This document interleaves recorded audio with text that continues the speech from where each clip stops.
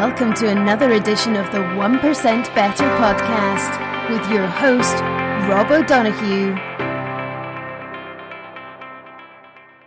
Hey guys, so part 2 of the 2-part intro on emotional intelligence for this series called Me, Myself and EI, and I really do hope you enjoyed this one as we get into a little bit more detail on emotional intelligence, why it's important, and some how-tos to start the ball rolling. Enjoy.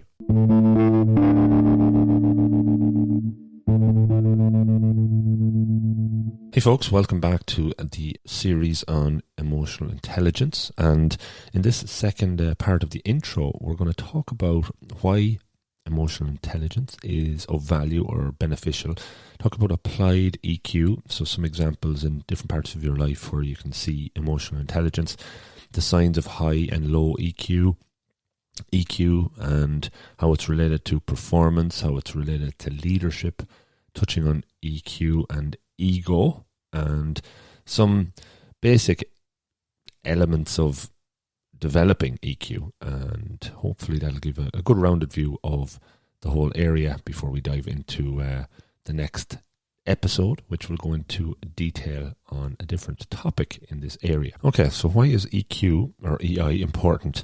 Research shows that strong emotional and social skills carry 60% of the responsibility for a person's success in the workplace, overshadowing such skills as time management, motivation, vision, and communication. Employers can harness the power of EI by teaching workers these important skills. Emotional intelligence also has health benefits. If you listen to your gut and tap into your intuition on occasion and take sensible action to reduce your emotional distress, you're likely to become more resilient to disease, anxiety, depression, and actually heal more quickly. And there's research to show this is the case. It even states here that research also shows that teaching emotional intelligence skills to breast cancer patients enhances their recovery. Among all different job groups, people with higher EQ perform better. Being outgoing or shy doesn't affect your EQ skills, which is good to know. Skills that you can work on are more important, such as realizing when you're having a strong emotional reaction, not letting your feelings get the best of you, reading other people's subtle behavioural cues, which is definitely a big part of emotional intelligence, where you talk about empathy and tapping into the behaviours of others. You see their point of view and build relationships is very important as well. So looking at things from their perspective. Well, I said this already, I'll say it again. You can't raise your IQ, and that's pretty much set from a certain age, but you can raise your EQ. You can higher your EQ score with developing these competencies using tools that we'll talk about. Okay, this next section is what is called applied EQ or applied emotional intelligence. And it's just some examples, I suppose, from different parts of life, be it work or at home, that you can see the value of emotional intelligence and how it can play out. It's taken from an article that I extracted online. Now, I'll put links in the show notes to nearly all of the stuff that I reference and read from here, but I thought this might be useful. It goes into a few different sections, and the first one is around management. So if you're in a management role, this might be interesting. The arrogance some bosses project and the bad morale that they create diminish productivity and drive employees away. Applying emotional intelligence to avoid such negative outcomes in a business environment is simply cost-effective organizational management. Feedback is the basic currency of managerial emotional intelligence. It's so important. We will go into a lot of detail on feedback in an episode. Managers must learn to provide it and accept it intelligently. So how often does your manager give you feedback, and do you give them feedback, or vice versa? They should not see feedback either as a criticism or as a personal attack. To deliver an artful critique, speak to the other person face to face. Exercise your sense of empathy. Again, a critical component of EI, and one we'll go into a full episode on. Convey specific praise as well as criticism. Focus on solutions. Don't always be looking at the problem. Those on the receiving end of criticism should learn to hear it as a valuable information. not to overreact. In an economy dominated by knowledge workers, the concept of group emotional quotient, or EQ, group EQ, is critical. So successful teams are based on the ability of team members to work together in harmony and take advantage of each person's talents. And that is, again, part of the framework. And when we go into social relationships and competencies around developing others and teamwork and collaboration, that'll become very, very important. So that's management. So another one that's more at home is marriage, and it says emotional intelligence can help counteract the social and personal tensions that marriages are put through. Men and women can learn different emotional skills as children.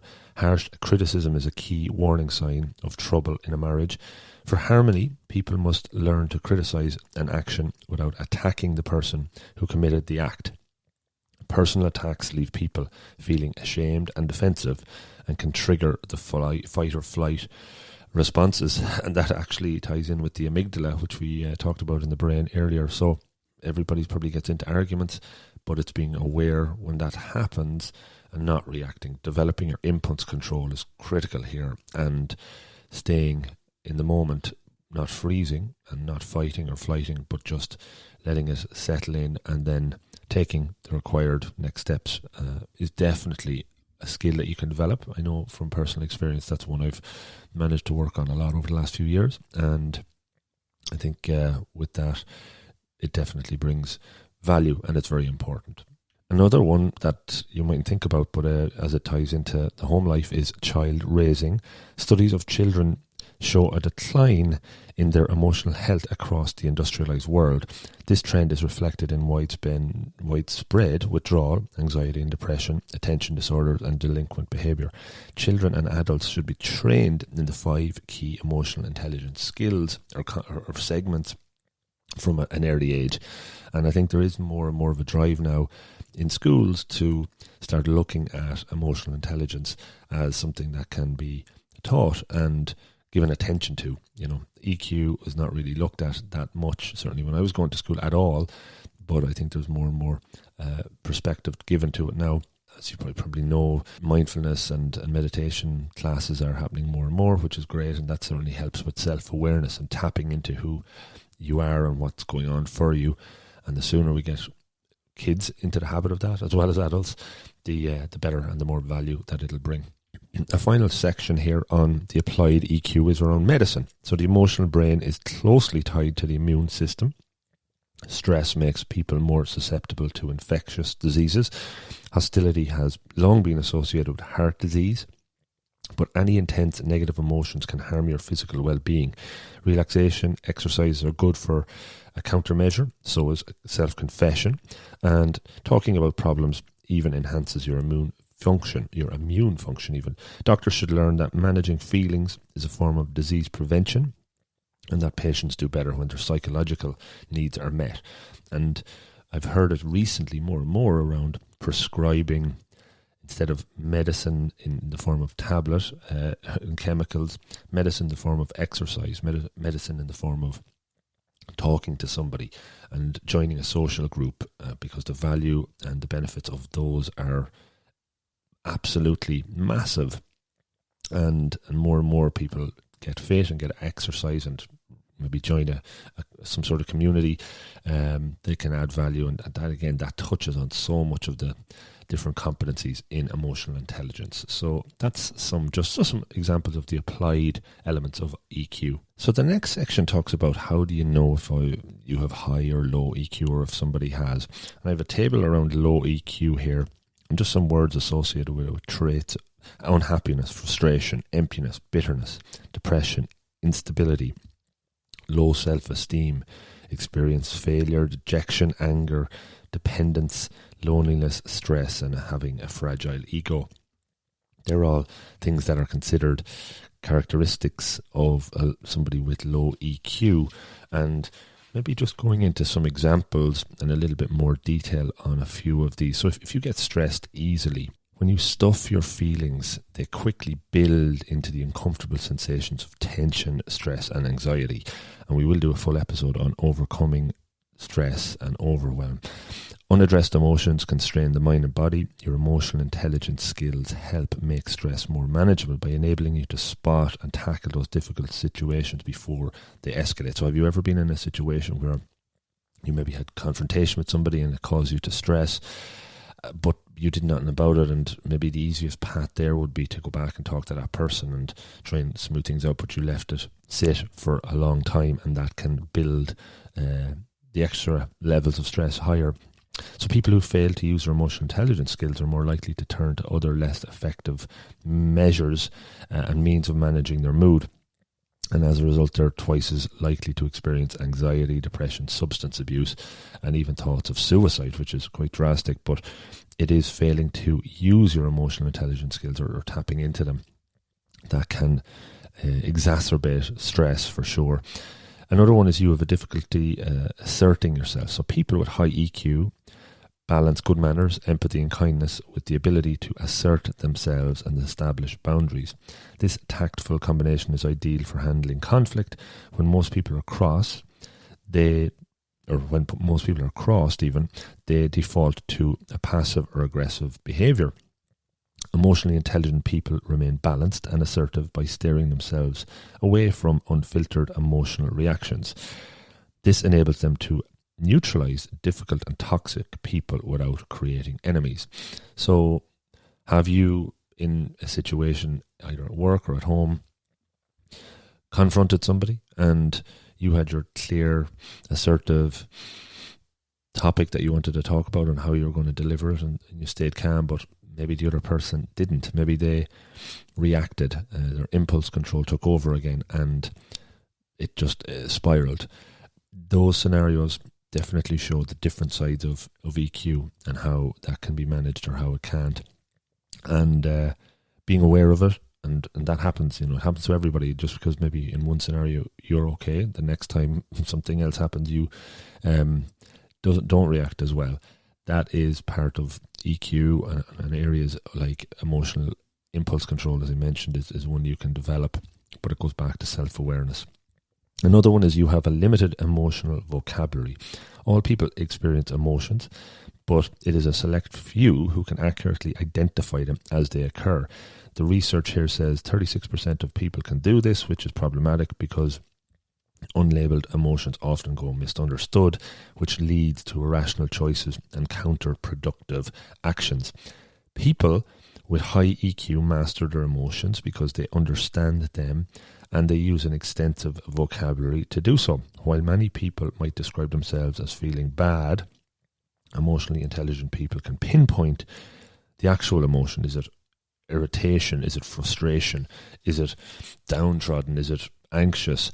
Is it full-on depressed? Or depressed? There's definitely better words than bad. I'm feeling bad. I'm having a bad day. And it's better to be able to label it because it's putting a distinction between one general or generic term into a specific area. Because if it's one that you're specific about, you then have an idea or an action plan potentially to address it, to get you out of that state. And that's very important. The more specific word you choose, the better insight you have in exactly how you're feeling and what caused it and what you should do about it. So think about that, the language you use when you're having a bad day. Are you feeling one of our primary emotions or a secondary emotion that isn't so positive? Can you pinpoint it? Can you give it a name? And can you then maybe think about or reflect on it and understand why that one is specifically causing you so much pain at that time? Another one, you make assumptions quickly and defend them vehemently. So people who lack EQ form an opinion quickly and then can succumb to confirmation bias, meaning they give evidence that they've gathered to support their opinion only and ignore any evidence to the contrary. More often than not, they argue ad nauseum to support it. This is especially dangerous for leaders, as their under-thought-out ideas become the entire team's energy. Emotional intelligence people let their thoughts marinate because they know that their initial reactions are driven by emotions. They give their thoughts time to develop and consider the possible consequences and counter-arguments. They then communicate their developed idea in a most effective way, taking into account the needs and opinions of others. And that is so true. If anyone can connect into some examples as I talk through that there, I know a lot of things are coming up for me as I kind of talk through that. And I know myself, if maybe in the past, if something popped into my head in a meeting that I felt was the right answer in that spur of the moment and said it out, but didn't give it much thought, didn't let it ponder, maybe said it to get the attention or the recognition that I wanted or craved in that moment, it didn't actually work out so well. So if I had taken some time, thought about it a little bit more, developed the idea, came back with a more coherent, rounded view, or maybe asked somebody else for some opinions on it, and then delivered it, you're in a more learned and a more well-balanced way, as opposed to making these assumptions or decisions very quickly. So that's just something, again, to think about. One more, you don't hold grudges, or you do hold grudges if you have low EQ. The negative emotions that come with holding grudges are actually a stress response, back to stress. Just thinking about the event sends your body into flight or fight mode again, a survival mechanism that forces you to stand up for yourself or fight and run for the hills when faced with a threat. When a threat is imminent, this reaction is essential to your survival. It's part of our, is it our reptilian brain, or maybe something that came with us from our caveman days. And then a threat is ancient history. Holding out to that stress wreaks havoc on your body and can have a devastating health consequence for you over time. In fact, researchers at Emory University have shown that holding on to the stress contributes to high blood pressure and heart disease. Holding on to grudges means you're holding on to stress, and emotionally intelligent people know how to avoid this at all costs. Letting go of a grudge not only makes you feel better, but now can improve your health, and I absolutely agree to that. And even, talking to somebody that you were holding a grudge to and just having a chat about the situation, it's a very emotionally intelligent response. Shows you're taking the higher ground. One of my previous managers always says, take the higher ground, and that stuck with me. And you definitely feel better. You're taking the first step, and rather than having some sort of standoff that doesn't really do anyone any benefits overall, right? Okay, so let me read a couple more, because there's so many, and they're good ones about low EQ.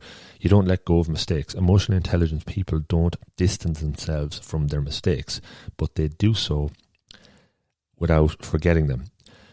By keeping their mistakes at a safe distance, yet handy enough to refer to, they're able to adapt and adjust for future success. It takes refined self-awareness to walk this tightrope between dwelling and remembering.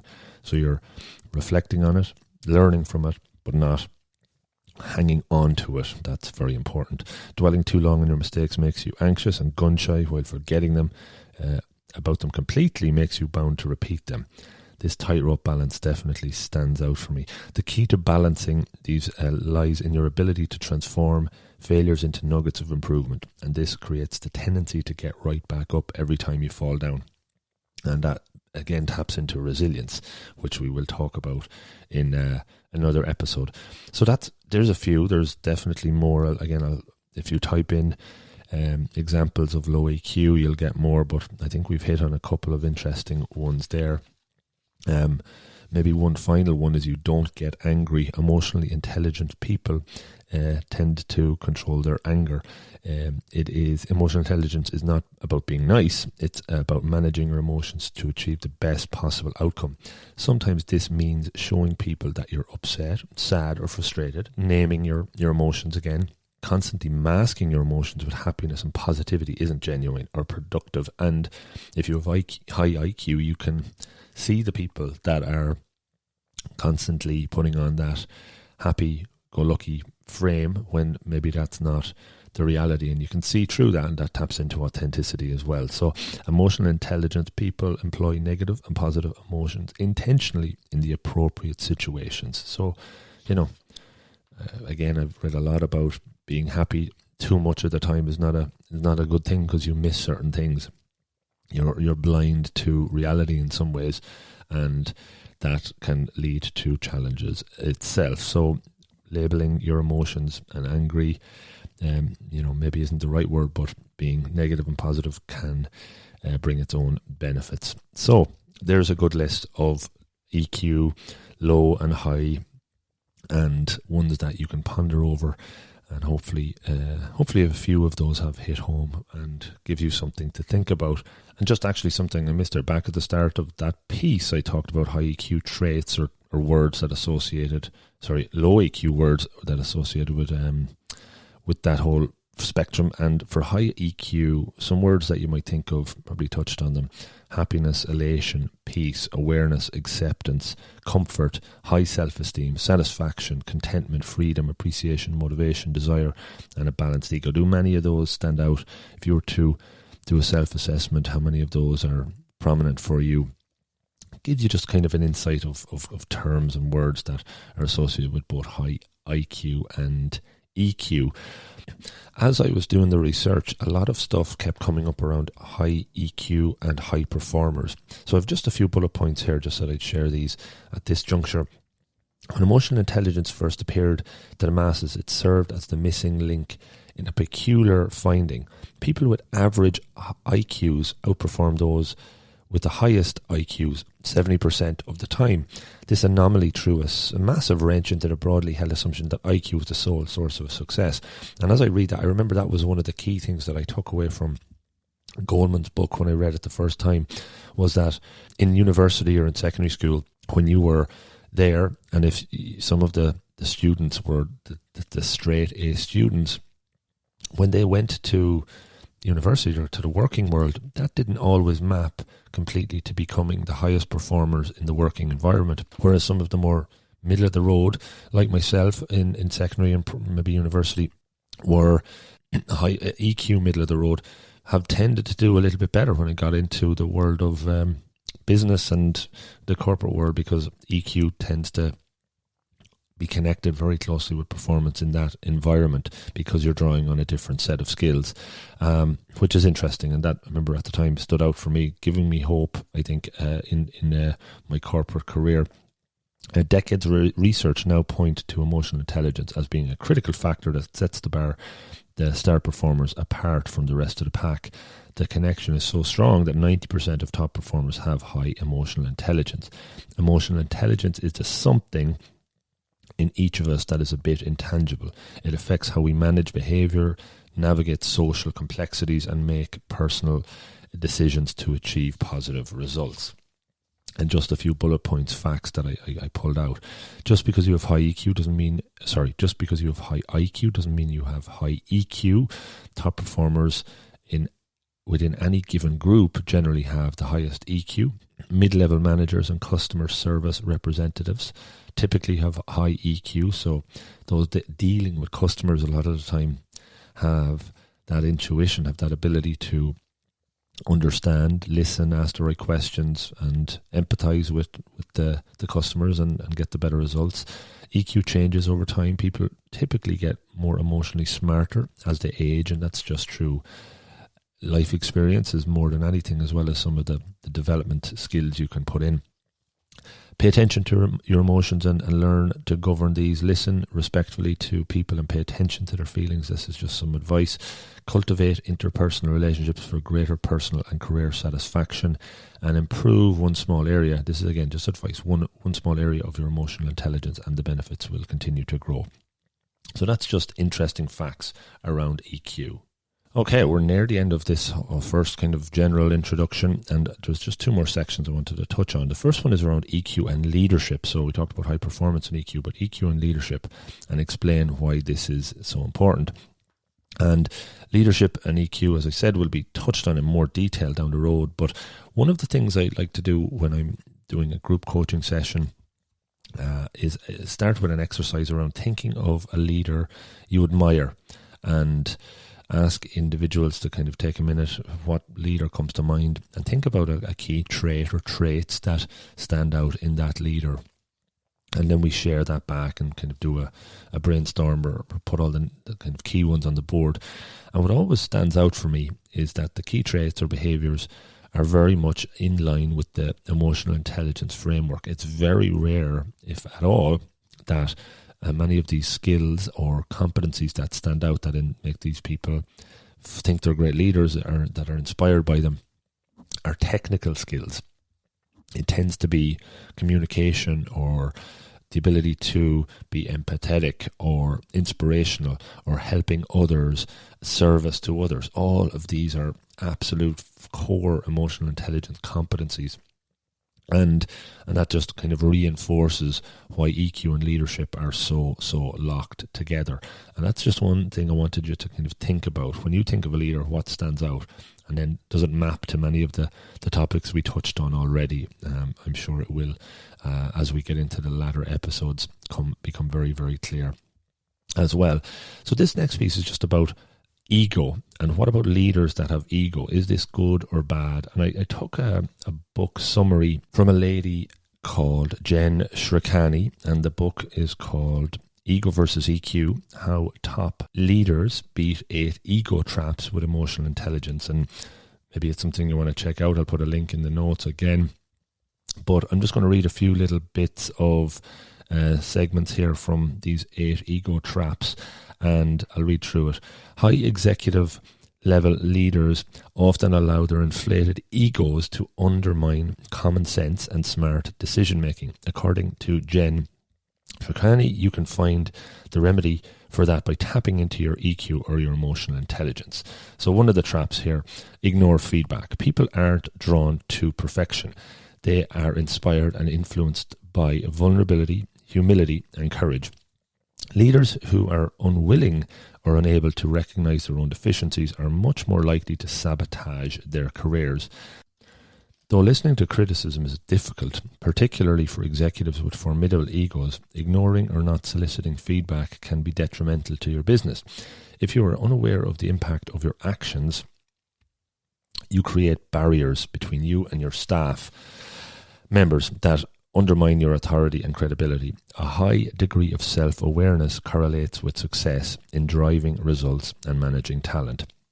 Once you rise to the upper ranks of your organization, it can be very difficult to get objective feedback about your performance. So that is one ego trap, not listening to feedback and being aware of that, holding that close, not feeling like you've always met it, is difficult. But creating structures around how you get that feedback will be very important.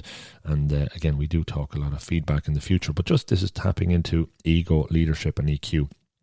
Another one, tech skills trump leadership skills. Just back to that question earlier, does tech skills come up when you think of a leader? Organizations often promote employees based on their technical skills and knowledge. The brilliant attorney ascends the corporate ladder based on his courtroom expertise. The best computer programmer ends up in charge of the IT department, and the most successful salesperson becomes a regional sales manager.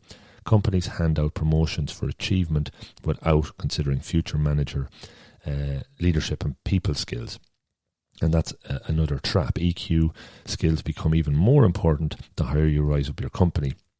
New managers may not understand that their specialized skills and know-how are not enough to understand and empower them for success. They must be empathetic, able to instill confidence, and unthreatened by the success of others. And when I read that piece, the book, or the term, I suppose, the Peter Principle comes to mind. And if you've never read it or heard of it, just Google it. And it's something that came out in the 60s where your people are getting hired and promoted to the level of their incompetence, so that they're getting promoted based on the job they've done, not the job they might be able to do in the future. And this was even way before EQ came in, and really correlates well with it. Another one, control freaks. Some control freaks see themselves as indispensable. They believe nothing can be accomplished without their input and expertise. Others are afraid of losing touch with the day-to-day operations or being perceived as lazy fat cats. Some executives don't understand the distinction between control, ensuring the execution of management directives and leadership, setting goals and empowering others to carry out your plans. When you hire others who live on your wavelength, you unintentionally create a support system of people who are not equipped to challenge you or to question your thinking. Is groupthink a thing there? This is coming up for me. You know, you're hiring the same skill set, the same mindset. You're not thinking outside the box, and you're not getting challenged. Relinquishing control means stepping back to assess the situation instead of instinctively jumping into the fray. Do you trust your employees? Have you created a favourable environment that helps them succeed? Does your involvement exercise or energize or excite the team or stifle and irritate it. Some interesting ones there. The last one around ego and EQ, named relapsing back to your old ways. Applying emotional intelligence is only part of the success equation. You must remain committed to the EQ concept, especially when you're tempted to return to old ego-driven habits. Incidents and situations at work can trigger a relapse that will foster skepticism among your team members about your sincerity and dedication. Once lost, credibility is difficult to regain. Adopting an EQ mentality often forces executives to leave their comfort zone. Staying vigilant and focused requires a conscious effort to exercise self-awareness, sensitivity, and empathy.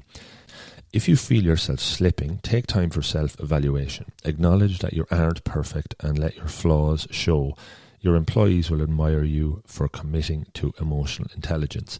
So again, how often have you been in environments where maybe your leader has made a step forward, you've seen an improvement, but then when the pressure comes on, that they revert to old habits and old ways of doing things, and that's just the easy way for them, and that could be something that is very obvious to you, but not to them, to be fair. And maybe that's where the feedback comes in, and that's where the trust comes in, and that's where you can talk to them about it and they may acknowledge that they need to work on things again. So ego can play a big role in a lot of this, especially for leaders the higher up they go, and it is important to be aware of it. So hopefully that whole area around ego and leadership is relevant to what your environment is like, or something might come up as you listen to it. The last part I'm going to touch on, this is kind of going to go into more detail obviously in all the coming up episodes. This is how can EQ be developed, and how can you improve it? How can you strengthen that EQ muscle? Work on yourself in 5 areas. So practice self-awareness. Before working on difficult emotions, you must know what they are. Turn off distractions and tune into your feelings, especially if they're uncomfortable. You can do this by regular spending time in silence or meditation. Get a meditation app, any of those ones that are free. Insight Timer is the one I use. And familiarize yourself with your emotions without labeling them as good or bad, and learn what triggers them. So, to really develop self-awareness in one sentence is just stay in silence, pay attention to what's going on, and maybe even write that down afterwards. Start journaling, that'll help. We'll go into more detail. Number 2, channeling your emotions well. Although you have little control over what emotions might arise, which is very true, you can't control all these things that come in your mind and then triggers into your body and into your feelings. It's very much within your power to decide what to do with them. Treat emotions as neural inputs and then decide on the response that is appropriate. Number 3, learn to motivate yourself. Contrary to popular belief, you don't need to feel motivated before doing something. Motivation often kicks in after you've started the activity that you want to engage in. And believe me, that is very true. As I talk through this, I'm doing this in the morning time, around 5:30 when I start, and when I get up and do 10 minutes kind of breathing and stretching, and my brain is going into overdrive for all the different reasons that I should be doing other things or not doing this. And I know that by starting the record button, hitting that and starting to talk, the motivation develops and grows. And while I love doing this, sometimes it's difficult. Some days you just get up out of the wrong side of the bed or not feel great. But I know by doing it, I'll start getting more and more into it. And the hardest part, as is often the case, is just starting. The same, I would say, is when I go for 5k runs. Sometimes the hardest part is just starting, putting on my gear and getting out the door.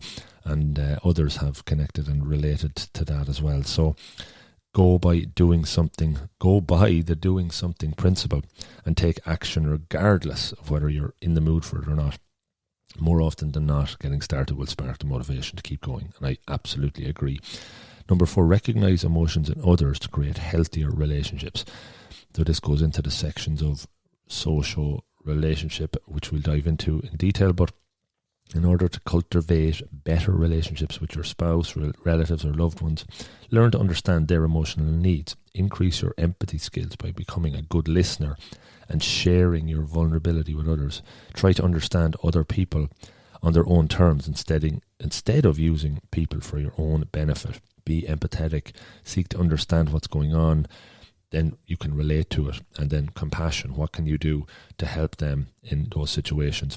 Infuse your emotions with values. Developing EQ isn't a virtue if you use your people skills to manipulate or trick others.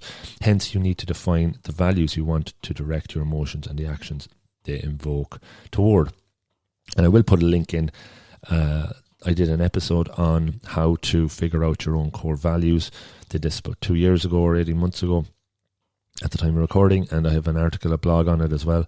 And it's important to infuse your emotion with your values, but if you don't know what your values are first, that's a challenge. So definitely taking the time out to figure out what your core values are is very useful. Just a couple more. How can you boost your EQ? So you can build stronger emotional intelligence. That's great. The key to permanent change is repetition. If you practice EQ skills regularly, regardless of your age, they will get easier over time. To increase your EQ, don't try to improve all skills at once. Don't do everything at once. Pick one thing, because it'll be too overwhelming. Focus on just the one and identify concrete steps you can take to improve it. Set such as specific reminders, like remembering to listen respectfully and not let people finish speaking before you jump in and talk. And to let people finish speaking before you jump in and talk, that would be good. Not every leader or boss has high EQ, but those that do are better able to make the most of what they've got. EQ is about achieving your potential. When I was talking through that, I remember coaching some emerging leaders, and one of the things that they had come in on a low EQ score around being straightforward, not being able to maybe speak up in meetings. And how do you get better at that? And it is something you can develop. Like, how many times have you been in a meeting or walked out of a meeting and biting your tongue saying, shit, I should have said something there, and somebody else said it and they got the credit for it. It's setting yourself a little challenge every meeting or every week to speak up that little bit more. And at the end of the day or at the end of the week, how many times did you actually do that? Counting it. If you had the opportunity to do it 20 times and this week you've done it 10, that's progress. You can measure it.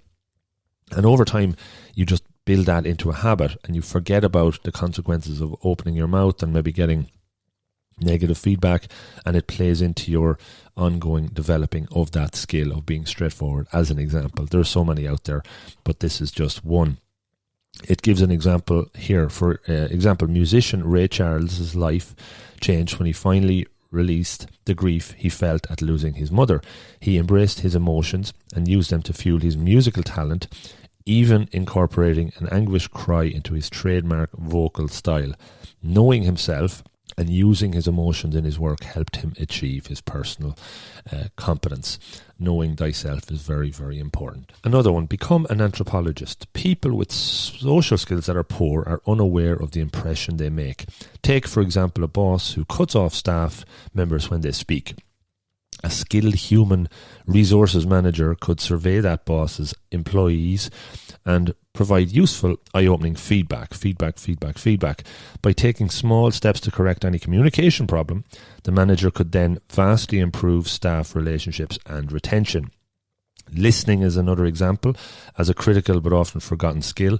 To listen correctly, turn off your internal chatter, put aside distractions, be silent and focus. This makes people feel respected and heard, and enhances relationships. And we'll do an episode on listening and all the different levels of listening. To heighten your ability to pick up on other people's emotional states, pretend you're a scientist, collecting data through observation. Notice body language, tone and volume of voice, speed of movement. To avoid misinterpreting cues, ask clarifying questions such as, does this mean you're disappointed? When communicating, notice your feelings about the situation and other people's emotions. To try to create rapport, get people to listening to you is tougher when you lack a personal connection. So NLP, neuro-linguistic programming, check that out. There's lots of rapport building tools you can use there. But this is very much the anthropologist's view. Be very aware of what's going on in other people's body language and how they're presenting themselves, and you can tune in and tap into that and play with it. It's fun. It's something different, not be going on autopilot all the time. And, rather than confronting people and putting them defensive, take yourself out of the situation, calm yourself, take responsibility for your own friction-provoking actions, and express an interest in others. That is very, very important. And the anthropologist's view is good. And last one, taking emotional intelligence home. So examples here around maybe relationships. Emotionally intelligent couples understand that maintaining their relationship will keep their partnership operating smoothly. So giving time to the relationship. Research demonstrates that a couple's level of disagreement is not that important. What matters is the effort the pair extends to repair any conflicts. Repairing a relationship requires putting emotions aside long enough for both people to remain and regain their composure, see the situation from the opposite perspectives, and that's a big thing, looking at things from different perspectives. It's an NLP technique, but it's very useful in different scenarios, certainly with leadership and in developing emotional intelligence. But looking at things from an opposite perspective and finding a way to bridge the gap. This can make and take many forms, and depending on the conflict might require more and more repeated attempts. Not getting it right the first time is okay. Both people must be alert to their own and their internal and their partner's emotions, so that they know what they can tolerate and what they need to focus on more. People in the strongest relationships share the repair work. So it's a combined effort, working together to get a little bit better. Strong emotional intelligence is a great asset in parenting. The skill of managing emotions instead of letting them out and get control of you profoundly benefits children who need their parents' help to learn to accept and navigate their own tumultuous feelings. If you're a parent, and if I had read this 2 years ago, I wouldn't have had as much connection to it, but I do now. Show your child that what she thinks and feels is valid. It's toughest for a parent to model restraint and control just at those chaotic moments when it would do the most good. And that takes awareness. So there we go. That is the full, now what has become a two-parter, introduction to emotional intelligence, and touching on lots of things around it and repeating myself in lots of ways. I hope it gave you a good perspective of the framework, and it'll give you interest and hopefully pique your interest into the episodes that are coming. And there's going to be so much good stuff in that I'm learning from doing this. I hope you guys are over the framework. We're going to talk about self-awareness in detail, self-assessment, which will be part of the self-awareness quadrant or component area. We'll go into self-confidence, self-efficacy, self-esteem, and self-motivation. And this is the whole section that we're going to touch on next around self. And what will be interesting in before we go into that, as I was doing this and as I was putting together some of these, I thought, right, we're talking a lot about self, but I think it's important.